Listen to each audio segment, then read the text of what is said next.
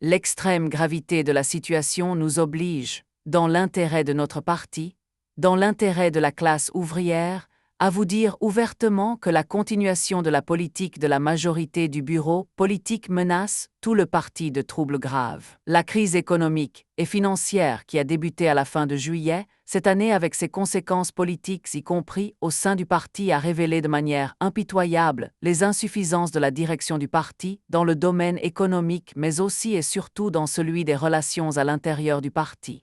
L'étourderie, le manque de réflexion, le manque de méthode dans la décision du comité central qui n'arrive pas à joindre les deux bouts dans le domaine de l'économie, ont conduit à ce qu'en présence d'incontestables progrès majeurs dans l'industrie, l'agriculture, les finances et les transports progrès obtenus spontanément par l'économie du pays, non pas grâce, mais en dépit d'une direction défaillante ou plutôt en l'absence de toute direction, nous nous trouvions devant la perspective non seulement de l'arrêt de ces progrès, mais même devant une grave crise économique générale. Nous sommes confrontés à l'imminence d'un effondrement du tchervonnet, spontanément devenu une devise de base avant la liquidation du déficit budgétaire, à une crise du crédit dans laquelle la Banque d'État ne peut pas sans risque de choc sévère financer non seulement l'industrie et le commerce des biens industriels, mais aussi l'achat de céréales pour l'exportation, à l'arrêt de la commercialisation de produits manufacturés, en raison de prix élevés qui sont expliqués d'une part par l'absence totale de direction planifiée de l'industrie, d'autre part par la mauvaise politique de crédit, à l'impossibilité de réaliser le programme d'exportation de céréales, car il est impossible d'acheter des céréales,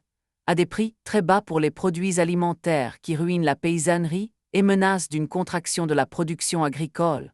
à des interruptions dans le paiement des salaires qui provoquent le mécontentement naturel des travailleurs, à un chaos budgétaire qui provoque à son tour le chaos dans l'appareil d'État les techniques révolutionnaires de compression afin de réduction du budget, et de nouvelles compressions, secrètes lors de sa réalisation, se transforment de mesures transitoires en phénomènes constants qui perturbent l'appareil d'État et, du fait de l'absence de plan, le perturbent de façon aléatoire, spontanée. Ce sont là quelques-uns des éléments de la crise qui a déjà commencé dans le crédit et la finance. Si des mesures importantes, réfléchies, systématiques et énergiques ne sont pas prises immédiatement, si le manque actuel de direction se poursuit, nous serons confrontés à la possibilité d'un choc économique exceptionnellement sévère, inévitablement lié à des complications politiques intérieures et à l'extérieur à la paralysie totale de notre activité et de notre capacité d'agir. Tout le monde comprendra que nous avons besoin plus que jamais de cette dernière d'elle dépend, le sort de la révolution mondiale et de la classe ouvrière de tous les pays. De la même façon, dans le domaine de la vie interne du parti,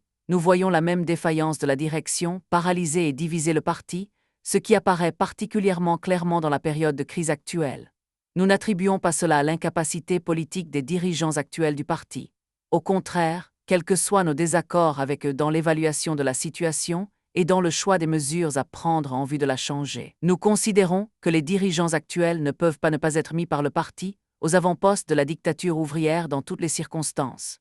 Nous l'expliquons par le fait que derrière la forme extérieure de l'unité formelle, nous avons en fait un recrutement et une orientation de l'activité unilatérale et adaptées aux idées et sympathies d'un cercle étroit.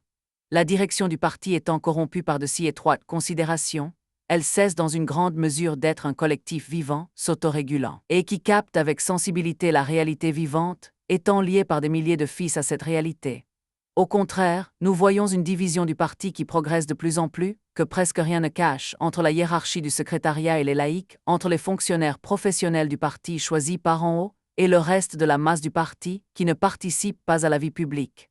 C'est un fait connu de chaque membre du parti. Les membres du parti qui n'approuvent pas telle ou telle décision du comité central ou même d'un comité régional, ayant tel ou tel doute, notant telle ou telle erreur, vicissitude ou irrégularité, ont peur d'en parler aux réunions du parti, et surtout ont peur d'en parler entre eux sauf si leur interlocuteur s'avère être une personne absolument fiable, c'est-à-dire discrète. La libre discussion au sein du parti a pratiquement disparu, l'opinion publique du parti s'est enlisée. Aujourd'hui, ce n'est pas le parti. Ce ne sont pas ces larges masses qui proposent des candidats et élisent les comités régionaux et le comité central du PCR. Au contraire, la hiérarchie du secrétariat du parti sélectionne de plus en plus la composition des conférences et des congrès, qui sont de plus en plus des réunions administratives de cette hiérarchie.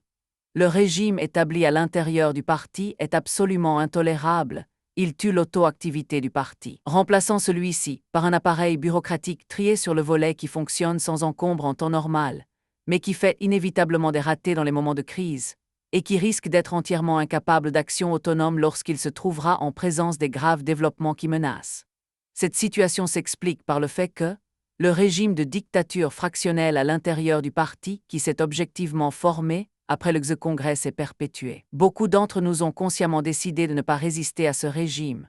Le tournant de 1921, puis la maladie du camarade Lénine, exigeaient de l'avis de beaucoup d'entre nous la dictature au sein du parti comme mesure provisoire. D'autres camarades ont été dès le début sceptiques ou négatifs. Quoi qu'il en soit, au Congrès du parti, ce régime était devenu obsolète. Il commençait à montrer son revers. Les liens dans le parti faiblissaient. Le parti commençait à s'éteindre. Dans le parti, des mouvements d'opposition extrêmes, et même clairement malsains, ont commencé à acquérir un caractère anti-parti, car il n'y avait pas de discussion fraternelle à l'intérieur du parti sur les questions les plus brûlantes. Pourtant, une telle discussion aurait facilement révélé le caractère malsain de ces tendances à la masse du parti comme à la majorité de leurs partisans.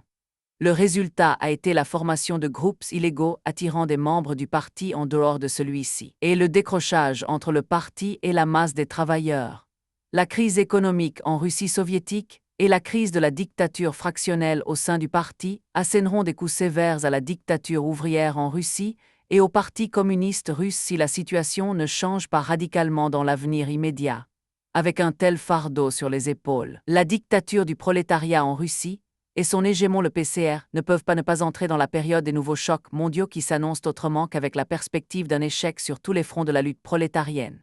Bien sûr, ce serait à première vue la chose la plus simple du monde que de résoudre le problème en disant qu'à présent, du fait de la situation dans son ensemble, il n'y a pas lieu et il ne peut y avoir lieu de soulever la question d'un changement d'orientation du parti, de mettre à l'ordre du jour des tâches nouvelles et complexes, etc. Mais il est évident qu'une telle conception reviendrait à fermer officiellement les yeux sur la situation réelle, puisque tout le danger réside dans le fait qu'il n'y a pas de réelle unité de pensée et d'action face à une situation intérieure et extérieure extrêmement complexe. Plus la lutte dans le parti se fait en sourdine et dans le secret, plus elle est féroce. Si nous mettons cette question devant le comité central, c'est précisément afin de fournir le moyen le plus rapide et le moins douloureux pour résoudre les contradictions qui déchirent le parti et le mettre sans tarder sur des fondations saines. Nous avons besoin d'une unité réelle dans l'analyse et dans l'action. Les épreuves qui viennent nécessitent une action unie, fraternelle, tout à fait consciente, extrêmement énergique, extrêmement cohérente de tous les membres de notre parti. Le régime fractionnel doit être éliminé. Et cela devrait être fait en premier lieu par ses artisans. Il doit être remplacé par un régime d'unité fraternelle et de démocratie interne. Afin de réaliser tout ce qui précède et de prendre les mesures nécessaires pour surmonter la crise économique, la crise politique et la crise du parti, nous proposons au CC comme tâche première et urgente de convoquer une réunion des membres du comité central avec les cadres les plus importants et actifs, de sorte que la liste des invités comprennent un certain nombre de camarades qui ont des opinions sur la situation différente de l'opinion de la majorité du CC.